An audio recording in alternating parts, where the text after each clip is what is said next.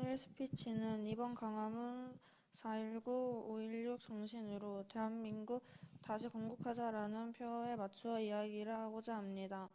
먼저 4.19 혁명을 볼 때 부정선거로 이승만 대통령을 독재자라고 합니다.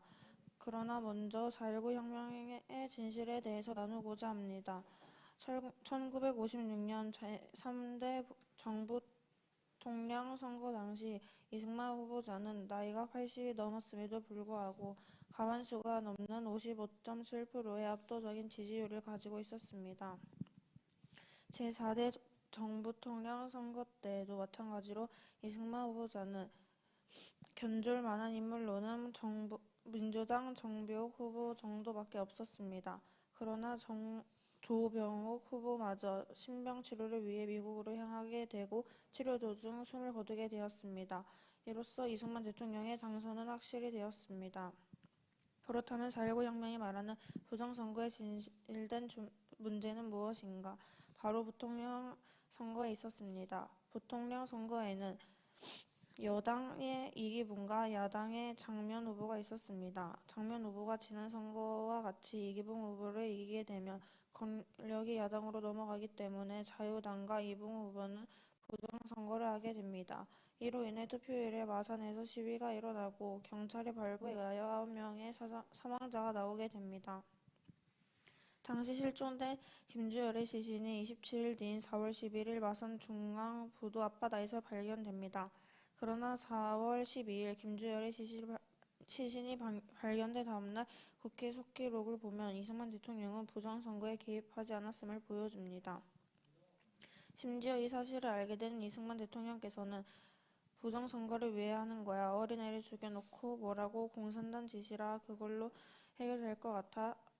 대통령이 책임져야 해. 내가 그만둬야 도리이니 후속 대책을 빨리 마련하시오. 이렇게 말씀하셨습니다. 이것이 4.19의 진실입니다. 여기서 우리가 본받아야 할 정신은 무엇인가? 바로 이승만 대통령께서 칭찬하신 정신입니다. 이승만 대통령께서는 자유민주주의가 확립되어가는 과정에서 국민들이 각성하는 모습을 진심으로 기뻐했습니다. 4월 22일 이승만 대통령께서 시위를 하다가 다친 학생들이 입원한 서울대 병원 병실에 병원하였는데 다친 학생은 할아버지 하며 울며 그랬습니다. 이 이승만 대통령께서는 이러한 학생들을 어루만지며 눈물 섞인 목소리로 이렇게 말씀하셨습니다. 학생들이 왜 이렇게 되었어? 부정을 왜 해? 부정을 보고 일어서지 않는 학생들은 죽은 백성이지.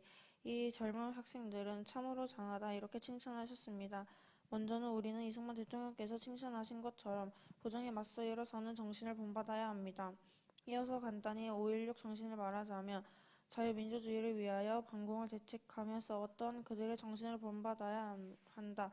이에 정강 목사님께서는 이렇게 말씀하셨습니다. 박정희처럼 사형장의 이슬로 사라질지라도 우리는 혁명을 해야 한다는 각오로 조국을 위해 생명을 던져야 합니다. 불법이 나라를 지배하려고 하면 국민들은 막강한 저항권을 가지고 자유민주주의를 지켜내야 합니다. 우리가 지금 명확히 가져야 할 두 정신입니다.